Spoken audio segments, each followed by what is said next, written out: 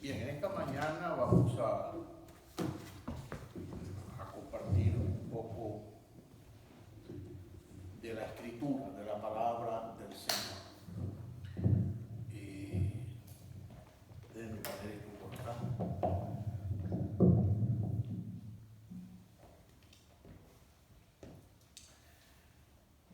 Y basándonos en este pasaje, en esta carta, que es una carta, bueno, como todas las cartas del Nuevo Testamento, donde está revelada la esencia de lo que es el Evangelio, la doctrina que el Señor vino a entregarnos para que nosotros tuviéramos entonces esa orientación y esas herramientas, ese recurso para nosotros poder entonces guiarnos por el camino que el Señor vino a darnos.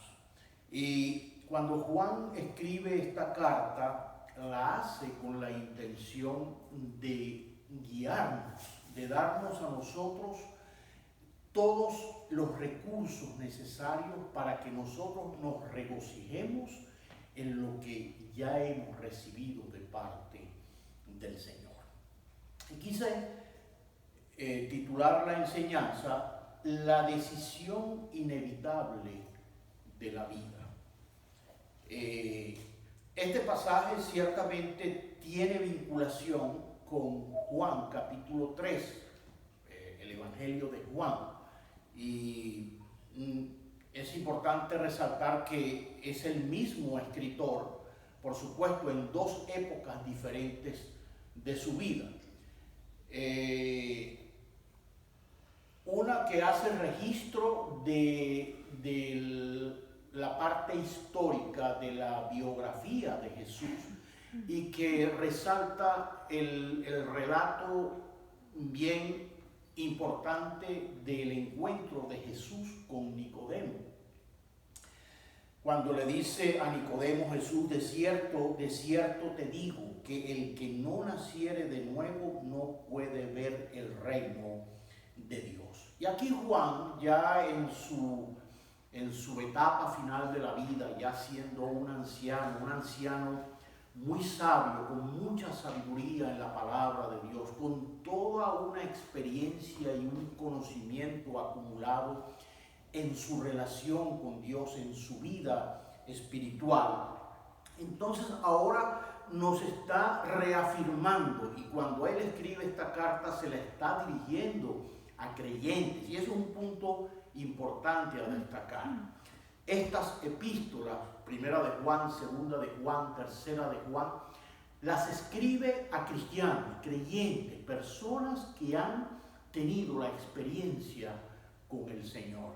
Y les escribe para reafirmarles la fe en medio de una situación caótica que estaba atravesando la iglesia. La iglesia, recordemos, en esos periodos de los primeros siglos, la iglesia fue perseguida. Ahí uno puede decir de que el que era creyente verdaderamente lo era.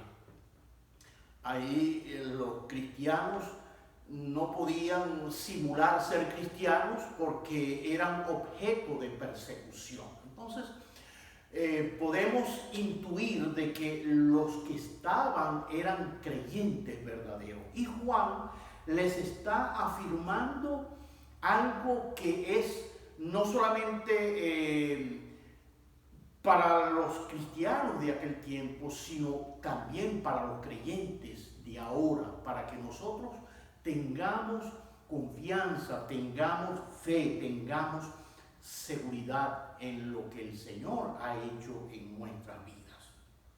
Y dice ese primer texto que leímos: todo aquel que cree que Jesús es el Cristo es nacido de Dios.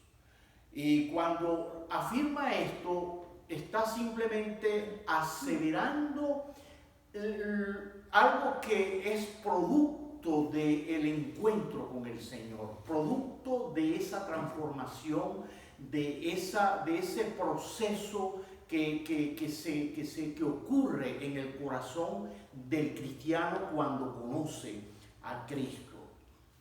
Y es importante entender de que nunca llegaremos a la verdad de lo que es un verdadero cristiano hasta que seamos realmente confrontados con esta verdad, con la verdad de que el cristianismo comienza con ese encuentro, el encuentro del nuevo nacimiento, ese encuentro que transforma la vida, esa disposición que hay en el corazón de la persona de rendirse ante la majestad del Señor, ante la realidad de la manifestación de Dios en la vida de los hombres. Entonces, esa rendición, esa determinación a rendir nuestras vidas, a reconocer de que solo somos incapaces de lograr alcanzar la meta o alcanzar a Dios, y que necesitamos entonces acercarnos al Señor para poder nosotros o tener la oportunidad de poder recibir su gracia, esa gracia que transformó no solamente la vida de Nicodemo, sino la vida de todo aquel que se acerca a él. Amén. Entonces, la única manera de nosotros poder catalogar a una persona como cristiana es en función de ese encuentro y de esa realidad, porque es una realidad que se va a hacer evidente.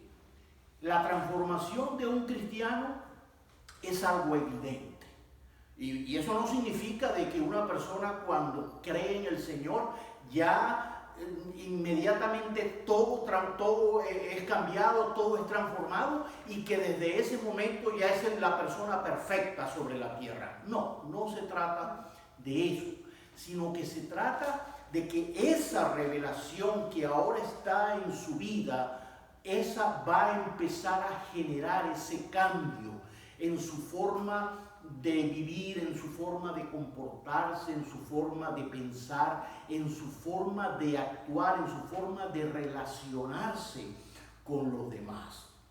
Pudiéramos concluir entonces de que la mayoría de las personas no saben realmente lo que es ser cristiano realmente, ni cómo pueden convertirse en cristianos. Y esa es la triste realidad, porque vivimos en una cultura donde supuestamente todos, por lo menos en nuestro contexto cultural, muchas personas dicen ser cristianos, pero cuando los sometemos a la palabra del Señor, a las enseñanzas de la palabra de Dios, nos podemos darnos cuenta de que hay una separación entre lo que podemos decir y lo que realmente somos, conforme a lo que la palabra establece. Entonces, esa diferencia es la que nosotros necesitamos visualizar, necesitamos nosotros entender de que hay una decisión que es inevitable y en la que nosotros necesitamos ahora poder mirar, hacer una mirada retrospectiva a nuestra vida interior, a nuestro corazón, y sincerarnos delante del Señor. Dice el verso 12, el que tiene al Hijo tiene la vida. El que no tiene al Hijo de Dios no tiene la vida. O sea, aquí vemos cómo Dios le presenta al hombre dos opciones. Hay dos opciones en las cuales toda la humanidad es sometida a estas dos opciones. O somos o no somos. O somos cristianos o simplemente no lo somos. O sea, la posición de medio cristiano, esa no es bíblica. No existe. Esa es humana. Esa es la que nosotros nos permitimos. Bueno, a mí me gusta y yo simpatizo por las cosas del Señor, pero también me atraen las cosas de la vida, del mundo, porque el contexto en el que me desenvuelvo es así, porque el mundo es así. Y empezamos entonces a buscarle elementos para tratar de justificar nuestra condición. Pero la palabra del Señor es clara cuando habla, y repito una vez más ese texto: el que tiene al Hijo, tiene la vida. Tiene la vida. Y el que no tiene al Hijo, no tiene la vida. Y basándonos en esto, nosotros podemos entonces sacar esa conclusión. La Biblia, el hombre es confrontado por dos cimientos: el bien y el mal. El mundo es así, el mundo del bien y el mundo del mal. La Biblia establece dos caminos: un camino ancho y un camino angosto. No hay un camino intermedio, sino dos caminos. Hay dos puertas: la puerta ancha y la puerta angosta. La Biblia divide la raza humana entonces en estos dos grupos: o pertenecemos a uno o pertenecemos al otro. Y así entonces, yo sé que estos son términos que hoy día en nuestra modernidad se le pone el rótulo de intolerancia, y hay personas ofendidas, inclusive hay cristianos que se ofenden por este tipo o esta manera tan cerrada de enseñar o de interpretar la palabra y del Señor. Y lamentablemente se ha levantado una generación de creyentes ofendidos, pero no por lo que pueda decir un predicador o un pastor en relación a esto, no, ofendidos con la misma palabra.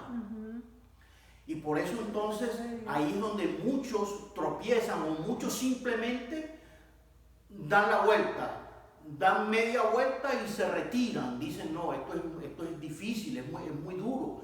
Y donde la vida de cualquier persona se va a ver comprometida por una posición tan radical como la que establece la palabra del Señor. Ahora, cuando se habla de radicalismo en este punto, no significa de que Dios es cerrado de mente, o de que Dios simplemente nos las puso difícil. No, todo lo que Dios establece, lo establece es para nuestro bien, lo establece para favorecernos a nosotros, para librarnos a nosotros de males peores. Así es. Para guardarnos a nosotros de esa tragedia inevitable para muchas personas que le dan la espalda a Dios.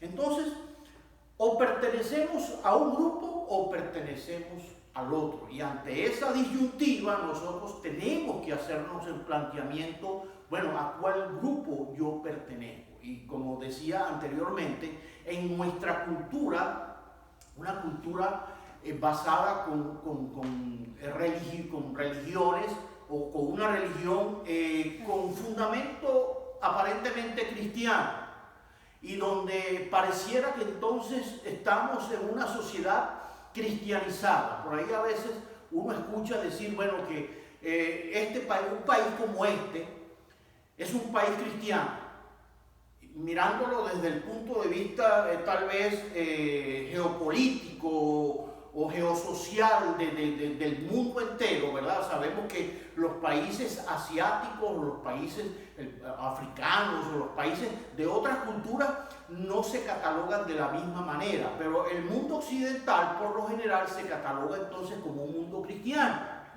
Pero cuando uno mira ese mundo de esa manera, a la luz de la palabra, podemos entender de que el mundo de hoy está muy lejos de cumplir con las prerrogativas que establece el Señor en relación a esto. No podemos entonces ignorar estas declaraciones de parte del apóstol Juan cuando habla acerca del nuevo nacimiento.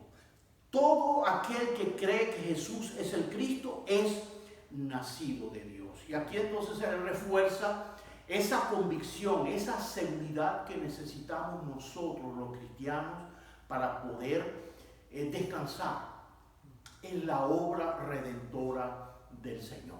Amén. Amén. De que por encima de cualquier circunstancia que nosotros podamos estar viviendo y estar atravesando, nosotros podemos saber de que el Señor es fiel, de que el Señor está con nosotros, de que Dios nunca nos dejará, de que esa experiencia que transformó nuestra vida, nuestra mente, nuestra manera de pensar y nuestra manera de vivir, Dios la va a respaldar siempre hasta el final.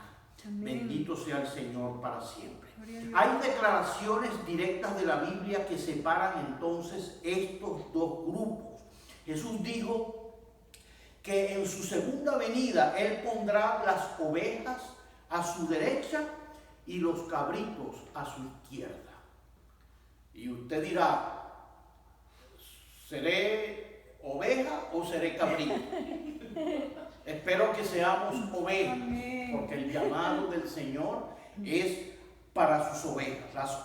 A las ovejas Él dirá, venid benditos de mi Padre, heredad el reino. Eso está en Mateo 25:34. Y a los cabritos Él dirá, apartaos de mí, malditos, al fuego eterno.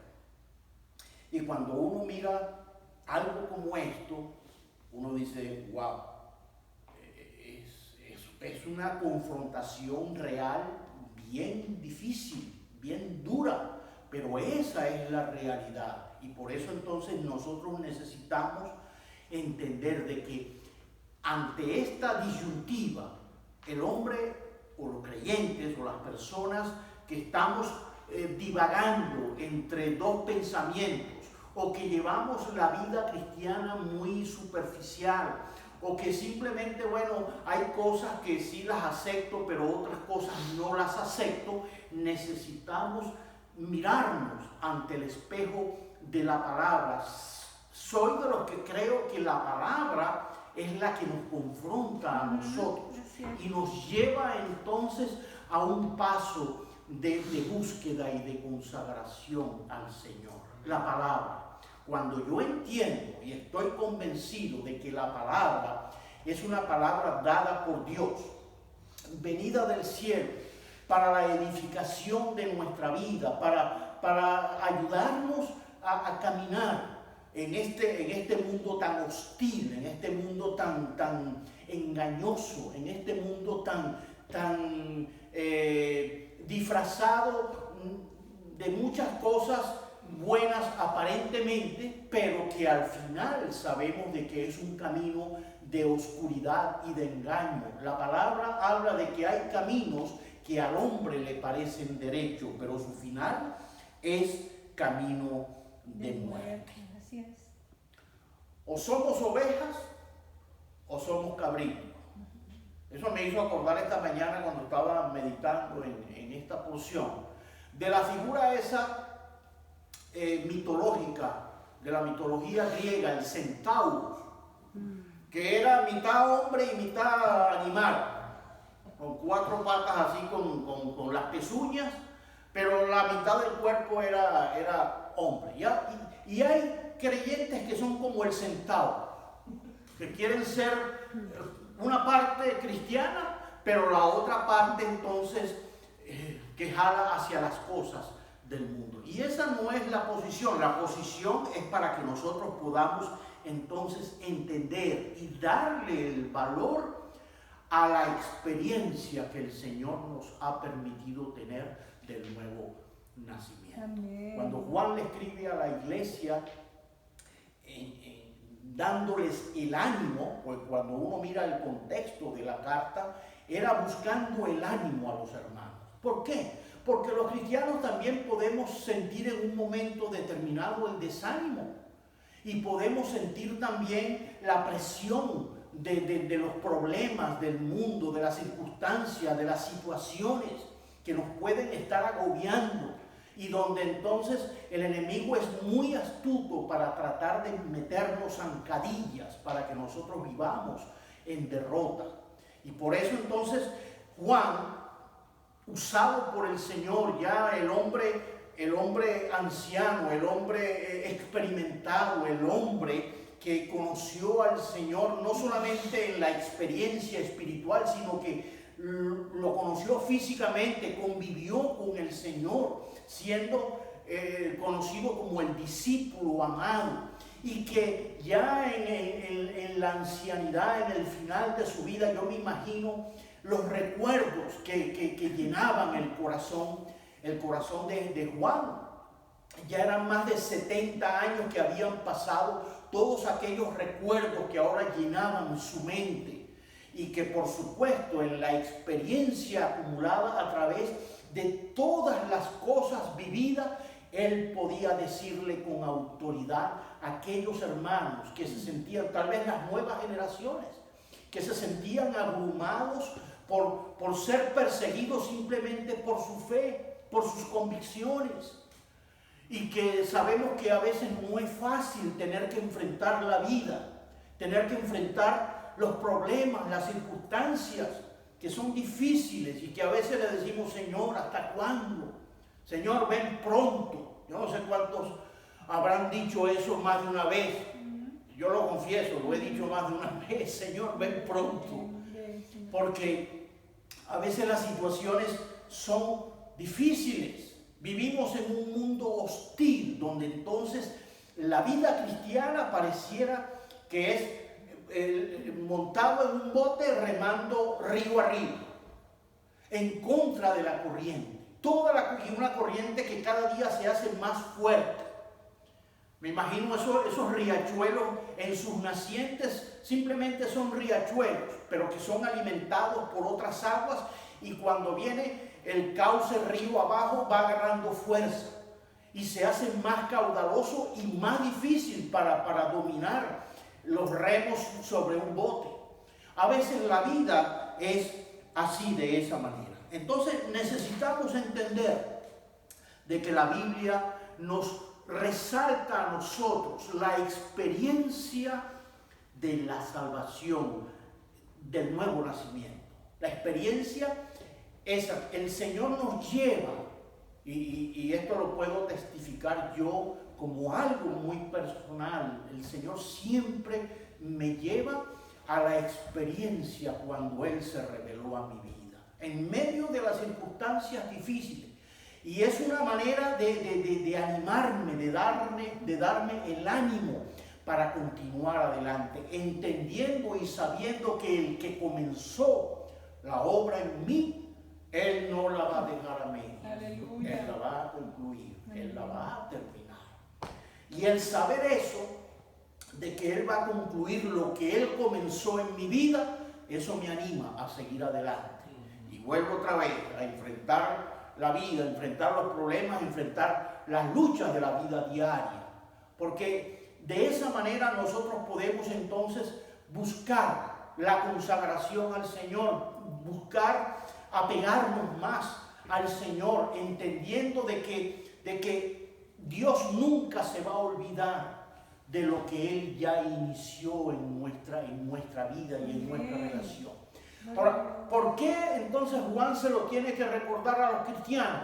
Bueno, porque los cristianos somos seres humanos, los creyentes somos seres humanos que padecemos y que a veces flaqueamos, y que en un momento determinado podemos tener ese tipo de confrontación y de lucha con nosotros mismos y con las circunstancias que nos puedan rodear. Entonces es necesario que nosotros podamos entender nuestra posición como hijos de Dios. Amén. Amén. Dice: en esto conocemos que amamos a los hijos de Dios, cuando amamos a Dios y guardamos sus mandamientos. Cuando nosotros sabemos que entonces es un amor recíproco. O sea, Dios me ama y yo amo a Dios, a pesar de mi mal carácter, a pesar de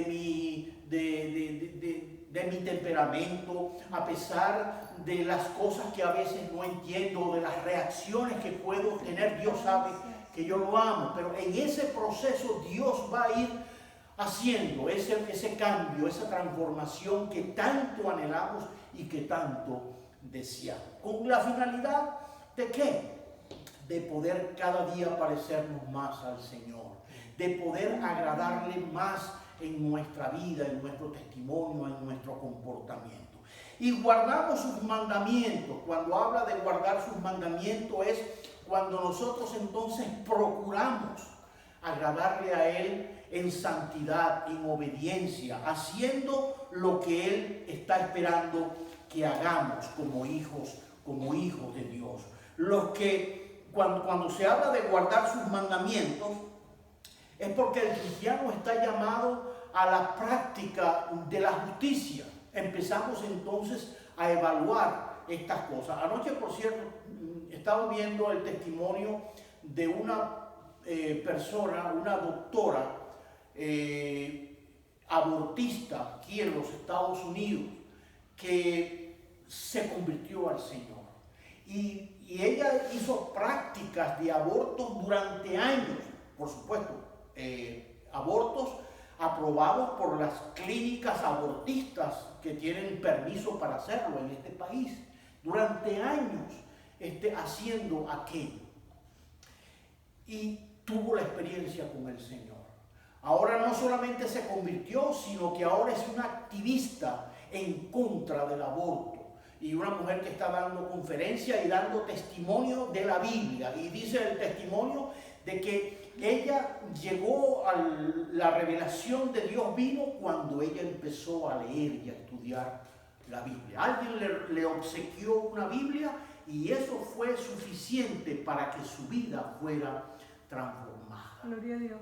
Cuando uno mira eso, uno mira el poder de Dios, la manera como Dios obra por caminos misteriosos. Y nos llama entonces a nosotros a practicar entonces la justicia. Si antes no lo hacíamos, ahora empezamos a practicar y a ser sensible hacia la injusticia, hacia el dolor de los demás, hacia las cosas que a veces nos hacen sentir impotentes ante tantas cosas que ocurren en este mundo en que estamos viviendo.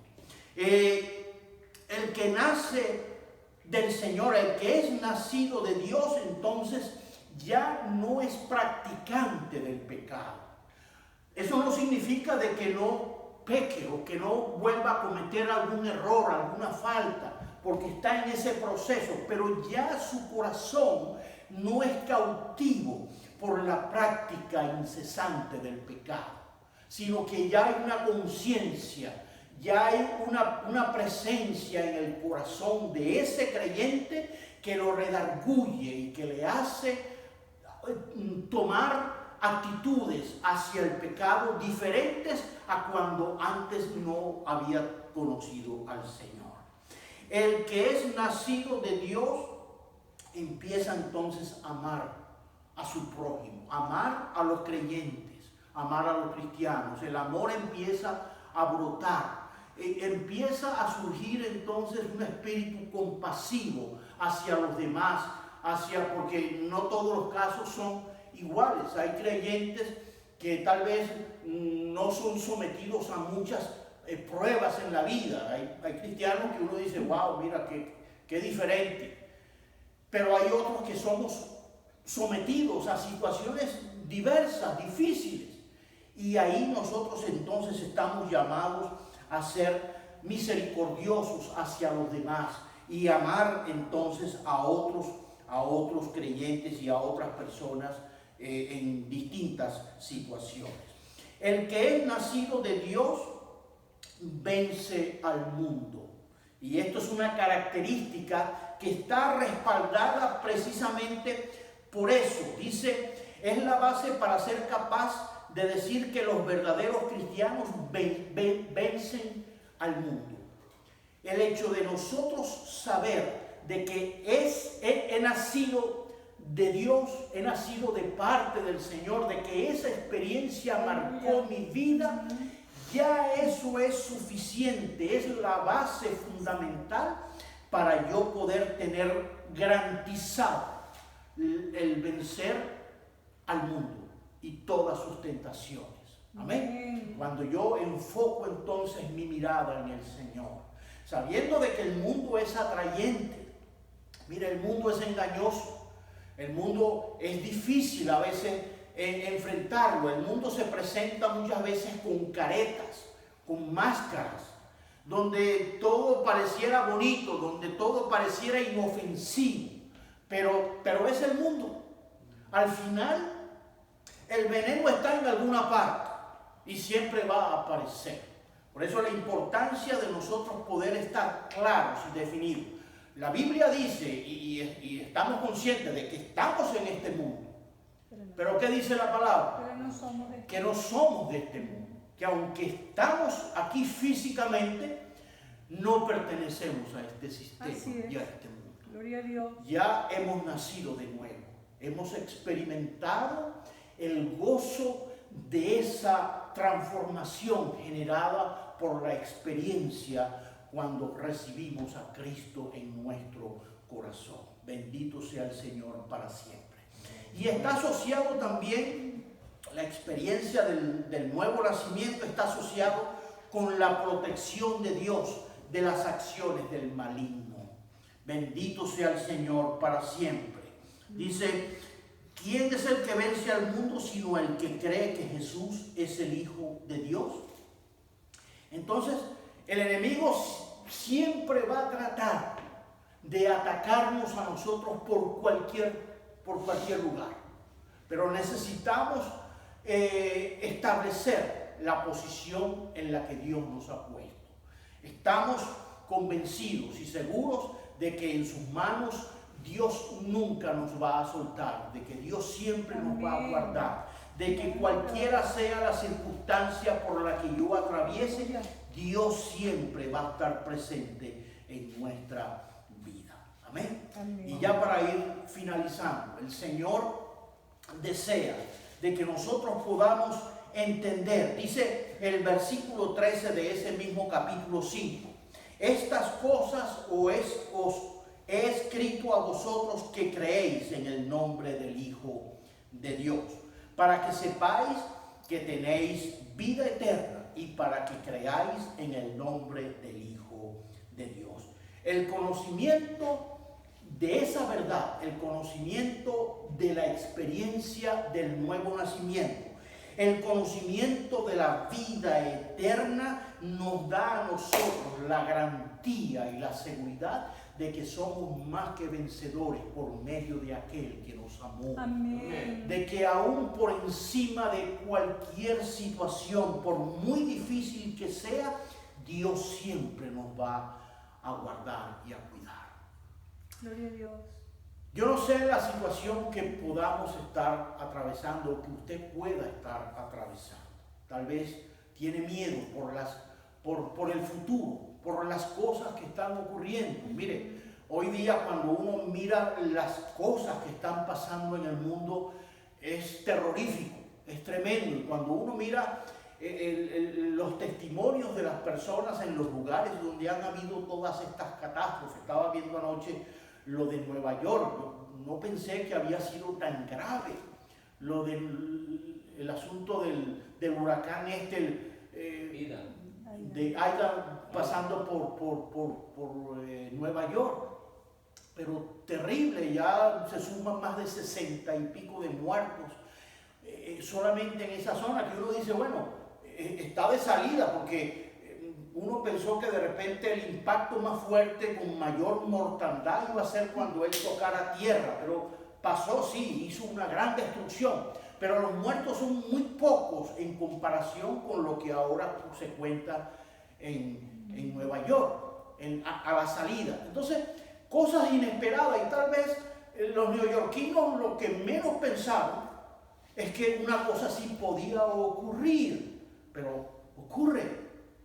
Y lamentablemente eso genera miedo, temor, incertidumbre.